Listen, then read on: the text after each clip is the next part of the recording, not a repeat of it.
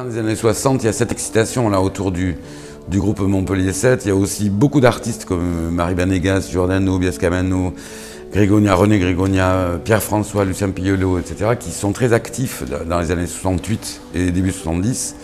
Et surtout en 1961, il y a l'École des Beaux-Arts est reprise par Eliane Beaupuy-Mancier, qui est Grand Prix de Rome, etc., qui devient la directrice de l'École des Beaux-Arts et qui crée la première classe prépa en France.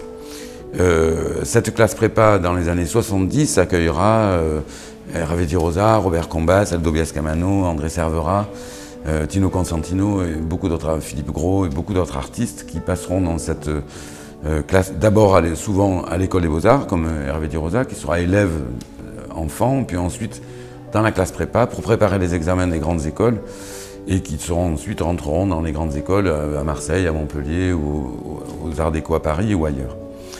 Et donc il y a une espèce d'émulation très très forte parce que le tandem Di Rosa et Combas sont embarqués dans cette aventure de la figuration libre qui est un terme qui a été donné par Ben Vautier lors d'une exposition qui s'appelait Finir en beauté en 1981.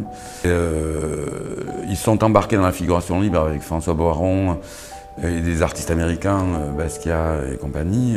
Mais ça crée une émulation très très forte à ce moment-là sur la peinture, la figuration et un renouveau très tonique en fait de cette activité artistique.